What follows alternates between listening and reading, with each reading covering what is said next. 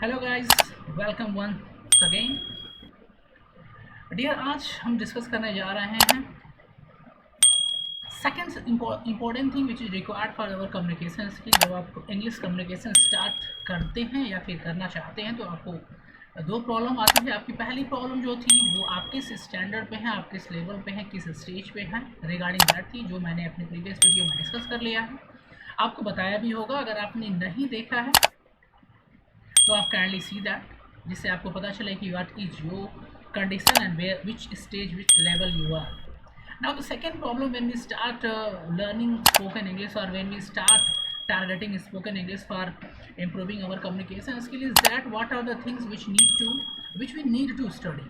ठीक है, क्या है प्रॉब्लम कि हमें कौन सी चीज़ हमें पढ़ना है, क्या कुछ हम पढ़ लें या क्या कुछ हम स्टडी कर लें, या क्या कुछ वो कौन सी चीज़ें हैं जिसको हम स्टडी कर लें तो हम we can improve our communication skill, right.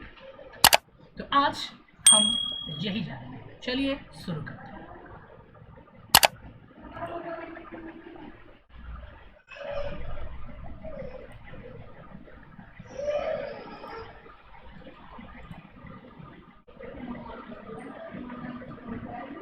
So dear, आज की वीडियो में आपको मैं बताने जा रहा हूँ कि वो कौन से थिंग्स हैं रिलेटेड इंग्लिश जो आपको स्टडी करना है for improving your communication skill, right. देखिए, one thing is very clear, whatever you want to do, whether it is your communication skill, चाहे आपकी कम्युनिकेशन स्किल आपको इम्प्रूव करना हो इन इंग्लिश लैंग्वेज या फिर किसी और लैंग्वेज में, या फिर आप whatever in education field में आप जो कुछ भी कर रहे हैं, either in whatever you are planning to do, अगर आपके पास एक क्लियर व्यू नहीं होगा कि क्या कुछ करना है आपके अपने टारगेट तक पहुंचने के लिए, क्या क्या टिप्स एंड ट्रिक्स, क्या वेपन, क्या टूल्स आपको यूज करने हैं आपकी प्रॉब्लम को सॉल्व करने के लिए, तो आप अपनी प्रॉब्लम को ईजिली सॉल्व नहीं कर पाएंगे, राइट। तो अगर हमें ये पता चल जाए कि हमें अगर इंग्लिश बोलना सीखना है तो हमें क्या कुछ पढ़ना होगा और कैसे किस पैटर्न पे पढ़ना होगा, तो हमारा ये जो लर्निंग प्रोसेस है ईजी हो जाएगा, राइट। अगर हमें ये पता चल जाए कि क्या कुछ पढ़ना है तो बहुत आसानी से हम उसको पढ़ेंगे इन प्रॉपर सीक्वेंस और हम आगे बढ़ जाएंगे और हम जल्दी से जल्दी अपना टारगेट, जो हमारा गोल है कम्युनिकेशन को इम्प्रूव करने का, उसको हम अचीव कर लेंगे एंड हम अच्छे से इंग्लिश बोलना शुरू कर देंगे। तो चलिए देखते हैं कि वो क्या चीज़ें हैं जो हमें कम्युनिकेशन के लिए ज़रूरी होती है। लास्ट वीडियो में मैंने आपको बताया था कि एक magical formula for spoken English, अगर आपने नहीं देखा हो तो आप उसको देखें। I have uploaded the magical formula for spoken English, ठीक है। वो universal formula, it's works on every person, ठीक है। मैंने स्टेज और लेवल भी डिस्कस किया था, अगर आपने उसको भी नहीं देखा तो आप उनको देखिए ताकि आपके जो डाउट्स है वो क्लियर हो जाए। तो चलिए चलते हैं आगे और जानते हैं क्या कुछ हमें पढ़ना है। देखिए, यही क्वेश्चन जो आपके दिमाग पे आता है, क्या पढ़ेंगे हमको इंग्लिश आ जाए, जैसे ही हम, और ये क्वेश्चन केवल इंग्लिश कम्युनिकेशन के लिए नहीं माय डियर, जब भी आप कुछ भी नया करना या सीखना चाहेंगे तो क्या क्या कुछ सीख लें कि वो जो चीज़ आप करना चाहते हैं जिस फील्ड में, वो आसानी से हो जाए। ये पहला क्वेश्चन क्रिएट होता है आपके भी दिमाग में, मेरे भी दिमाग में। तो चलिए, आज हम इंग्लिश कम्युनिकेशन की बात कर रहे हैं तो हम इसको जानेंगे। See, I told you in my last video, जो 3 थिंग्स आपको करना होगा आपकी कम्युनिकेशन, अपनी इंग्लिश को इम्प्रूव करने के लिए, टू एवरीवन टुगेदर, सबको करना है जो इस लैंग्वेज को मास्टर करना चाहते हैं। उन्हें क्या करना है, आपको वर्ड्स प्रिपेयर करना है, ग्रामर पढ़ना है और प्रैक्टिस करना है, राइट। अब हम देखेंगे कि ये तीनों चीज़ों में के अंदर क्या क्या चीज़ें हमें पढ़नी है। Means I am going to give you clear syllabus of you can say or for spoken English. Number 1 is word. अब ये क्वेश्चन होता है कि वर्ड में हमें क्या पढ़ना है, क्या कुछ हम वर्ड्स पढ़ेंगे। वर्ड का मतलब क्या सर, हम डायरेक्ट वर्ड मीनिंग याद कर लें से हमारा काम चल जाएगा। देखिए, वर्ड्स में कई चीज़ें इंक्लूड होती है, आपको वर्ड्स प्रिपेयर करना है लेकिन उसके अंदर कई चीज़ें, वो है क्या, let's see. Number 1, words with meaning. आपको वर्ड मीनिंग प्रिपेयर करना है, वर्ड्स प्रिपेयर करने हैं और उसके मीनिंग को भी जानना है, राइट। आपको वर्ड मीनिंग के अंदर क्या क्या चीज़ें आती है, आपको वर्ड्स प्रिपेयर करना है विथ मीनिंग। मतलब आपने अगर गुड प्रिपेयर किया तो आपको पता होना चाहिए गुड का मतलब अच्छा।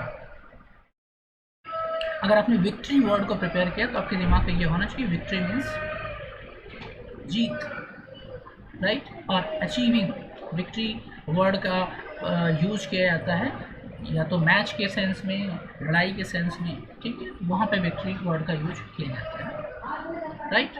विक्ट्री का मतलब होता है जो आप किसी को डिफीट कर दो, आप उसको हरा दो, आपको विक्ट्री मिलती है, फॉर एग्जाम्पल। तो जब आपको मीनिंग पता होगी तो आप बहुत ही ईजिली उसको यूज कर पाएंगे अपनी कम्युनिकेशन में। तो वर्ड्स के अंदर क्या आएगा, सबसे पहले वर्ड मीनिंग आप प्रिपेयर करेंगे। वो बेसिक वर्ड हो सकता है, बेसिक से स्टार्ट करिए, बेसिक टू एडवांस। और हाँ, आप अगर फोर्थ, आपने आपको बताया था देयर आर 4 लेवल, अगर आप 4th लेवल पे हैं बेसिक से स्टार्ट करिए। अगर आप 2nd पे हैं then you can go with basic and advance. आप 1st पे हैं तो आप बेसिक वाले लेवल्स को क्रॉस कर चुके, आपको बेसिक वर्ड्स सारे पता हैं, आप एडवांस लेवल के अच्छे वर्ड्स याद करिए। नेक्स्ट क्या है, वर्ब फॉर्म्स। ये भी सबसे इम्पोर्टेंट है। वो मैंने वर्ब फॉर्म्स को वर्ड में क्यों रखा है, क्योंकि अगर आप इसको यहाँ पे रख लेंगे, मतलब इसको आप वर्ड का पार्ट मानेंगे, तो आपके लिए याद करना बहुत ही आसान होगा। क्योंकि जो वर्ब्स होते हैं वो आपको बहुत हेल्प करते हैं। मतलब समझिए कि वर्ब अगर आपको पता है, if you know the verb and it's form, अगर आपको वर्ब की फॉर्म पता है तो आप इजीली इंग्लिश बोल सकते हैं, राइट। क्योंकि verb is the soul of every sentence. किसी भी वर्ड से अगर आप वर्ब को हटा लेंगे तो वो मीनिंगलेस हो गया। तो आपको वर्ब याद करनी है। वर्ब का मतलब क्या, वर्ब की सारी फॉर्म और उसकी मीनिंग क्या होती है। जैसे गो एक वर्ब है, उसकी 6 फॉर्म होती है। अब वर्ब की कितनी फॉर्म होती है, अगर ये आपको देखना है तो you can go in the play list of my channel, आपको वहाँ पे मिल जाएगा वर्ब की कितनी फॉर्म होती है, तो यूज कैसे करते हैं, इसका डिटेल वीडियो मैंने बना के रखा है। तो वर्ब की फॉर्म याद करनी है, 1st, 2nd, 3rd, 4th, 5th and 6th, और उसकी मीनिंग को भी याद करना है। जैसे गो का मतलब जाओ, गोइंग जा रहा है, कंटिन्यूस में आएगा, ये आपको पता होना चाहिए। गॉन का मतलब परफेक्ट का ये पास्ट पार्टिसिपल और परफेक्ट का सेंस देता है, ठीक है, राइट। गोइंग कंटिन्यूटी दिखाता है, गोज सिंपल प्रेजेंट को दिखाता है। तो इस तरह से आपको याद करना है विथ मीनिंग। नेक्स्ट क्या है, डिग्री ऑफ एडजेक्टिव। आपको डिग्री ऑफ एडजेक्टिव याद करनी है। एडजेक्टिव की 3 डिग्रीज होती हैं, पॉजिटिव, कंपैरेटिव एंड सुपरलेटिव, ठीक है। क्यों याद करना है, क्योंकि आप जब सेंटेंस बोलेंगे तो उस समय ये सारी कभी आप कंपैरिजन करेंगे, कोई चीज़ अच्छी है कोई चीज़ बुरी है, तो वहाँ पे आपको डिग्री ऑफ एडजेक्टिव हेल्प करता है उस बात को एक्सप्रेस करने में, नहीं तो आप स्टक हो जाएंगे, आप रुक जाएंगे। नेक्स्ट क्या है, सिनोनिम्स एंड एंटोनिम। मतलब ये भी वर्ड मीनिंग का ही, वर्ड्स का ही पार्ट है। हम जब देखो सिनोनिम्स एंटोनिम का मतलब होता है विलोम शब्द, ठीक है। अगर आप ऐसे याद करें, पॉजिटिव और नेगेटिव एक साथ याद करेंगे तो आप बहुत इजीली याद कर लेंगे, और व्हेन यू जब स्पीक में जब आप बोलेंगे तो फ्रिक्वेंटली यूज कर पाएंगे, और आप बहुत ही, जब आप स्पीक करेंगे तो आप फ्लुएंट रहेंगे, राइट। तो आप कोशिश करिए कि आप कुछ वर्ड्स याद करिए तो उसके एंटोनिम भी याद करेंगे, ठीक है, राइट। तो ये 4 चीज़ें आपके वर्ड्स में आ गई। ये 4 थिंग्स है वर्ड्स के पार्ट जो आपको याद करने हैं, ठीक है। मतलब ये जो है ये वर्ड मीनिंग सेक्शन में आता है, क्लियर। चलिए चलते हैं।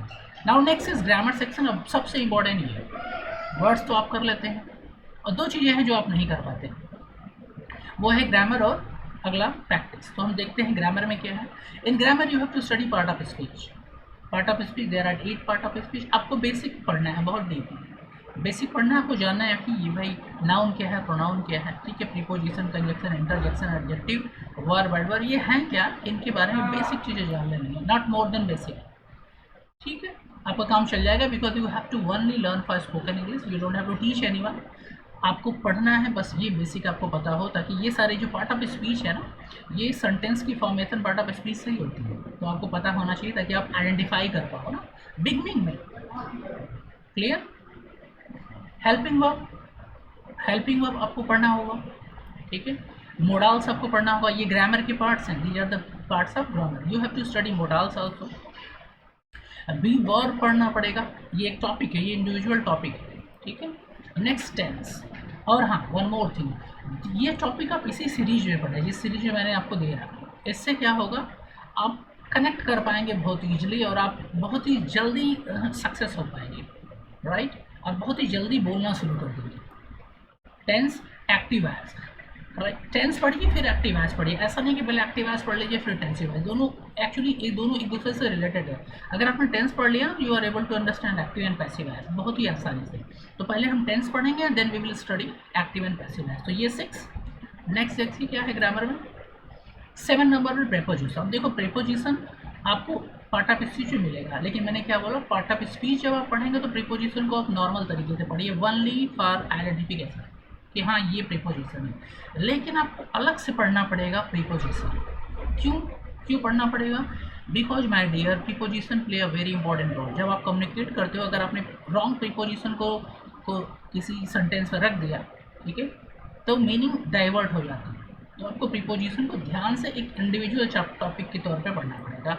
नेक्स्ट है conjunction. You have to study conjunction also, because conjunction help you in the connecting one sentence to another sentence. तो अगर आप इसको इंडिविजुअल चैप्टर के आधार से या टॉपिक की से पढ़ेंगे तो आप बड़ा आपकी जो नॉलेज होगी कंजक्शन की अच्छी होगी और आप उसको फ्रिक्वेंटली यूज कर पाएंगे। अब नेक्स्ट क्या आता है? नरेशन। डायरेक्ट एंड डायरेक्ट इसको भी कहते हैं, ठीक है, नरेशन, राइट। आप डायरेक्ट एंड डायरेक्ट भी पढ़ेंगे इस 8 चैप्टर के बाद, ठीक है। ये सारे मैंने सीक्वेंस में रखे हैं ताकि आपको प्रॉब्लम ना हो। आप जब 8 चैप्टर पढ़ लेंगे तो आपको नरेशन पढ़ना बहुत ही आसान होगा, राइट। अगला क्या है? क्वेश्चन। टॉपिक नंबर 10 है question tag. Sir question tag क्या होता है? क्वेश्चन टैग का मतलब जब आप कोई सेंटेंस पॉजिटिव बोल रहे हैं उसके लास्ट में फ्रीक्वेंटली एक क्वेश्चन पुट कर दे रहे हैं तो क्वेश्चन टैग हो गया, ठीक है।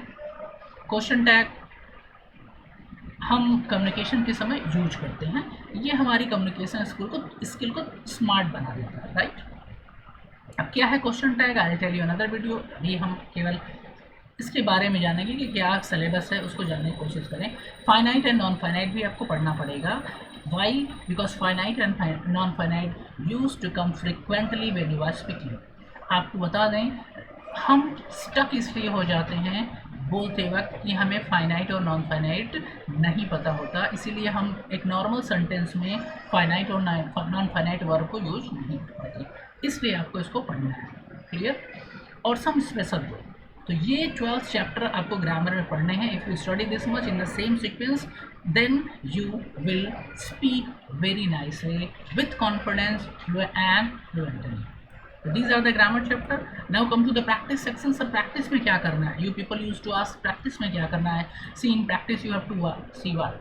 अब आपने 2 स्टेप क्रॉस कर लिया, वर्ड मीनिंग और ग्रामर का, और ये दोनों आप साथ में कर रहे हो। तीसरा प्रैक्टिस भी आपको साथ ही में करनी है बाय टॉकिंग टू समवन। अगर आपको फ्रेंड सर्किल में कोई बात कर रहा है आपसे तो आप उससे कम्युनिकेट करें इंग्लिश में, अगर आपका फ्रेंड बात कर सकता है। तो अगर नहीं कर सकता है तो by translating all the things.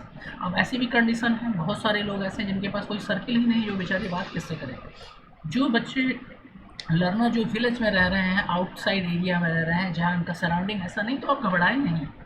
एक बात याद रखिए, यू हैव इफ अगर आपने डिसाइड कर लिया आपको सीखना है तो मैं बता रहा हूँ, अब कूड़े अब गंदे से गंदे जगह पर रह के भी बड़ा से बड़ा काम कर सकते हैं। तो इंग्लिश सीखना तो बहुत ही आसान काम है यार, ये तो एक भाषा है, it is just a language.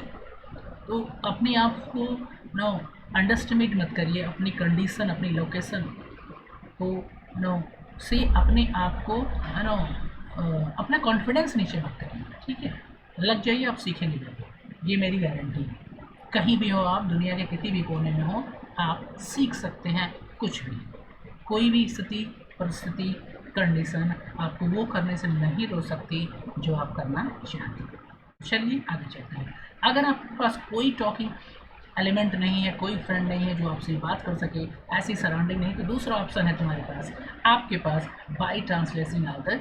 एक जो भी चीज़ें आपके चारों तरफ आप उसको ट्रांसलेट करना शुरू करें तेजी के साथ, स्पीडी, एवरीडे प्रैक्टिस करो, ट्रांसलेट करो। किसी कम्युनिकेटर की ज़रूरत नहीं है, मेरी ये गारंटी है, आप तब भी इंग्लिश बोलेंगे। Translate everything whatever you are seeing around you, right. हवा चल रही है, लोग जा रहे हैं, लोग खेल रहे हैं, बस जा रही है, कार जा रही है, ठीक है, जो कुछ भी देख रहे हो सब ट्रांसलेट करना है, जो भी तुम्हारे दिमाग में चल रहा है सब ट्रांसलेट करना है, राइट। नेक्स्ट क्या है? Group discussion. ग्रुप डिस्कशन के लिए आप या तो फ्रेंड सर्किल हो आपका ऐसा जो ग्रुप डिस्कशन करता हो, ये तो रेयरली मिलता है, या फिर if you are studying somewhere, ठीक है, वहाँ पे हो सकता है, ठीक है। तो कुछ अच्छे फ्रेंड्स बनाइए जो आपको हेल्प कर सकें ग्रुप डिस्कशन में if they are interested, right.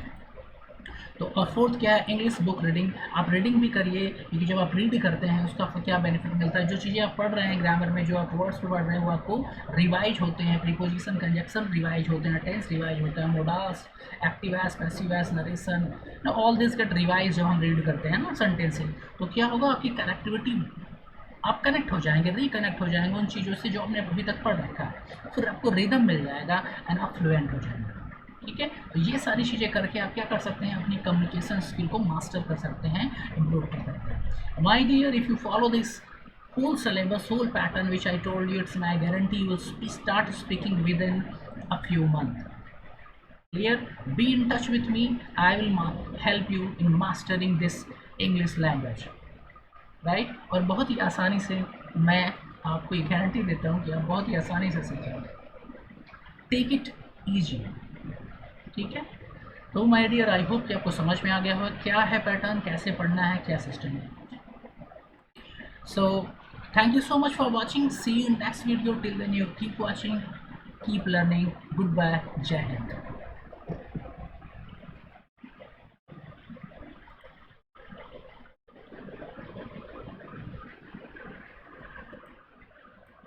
अगर आपने मेरे चैनल को अभी तक सब्सक्राइब नहीं किया तो please subscribe my channel and press the bell icon so that you can get latest notification of my every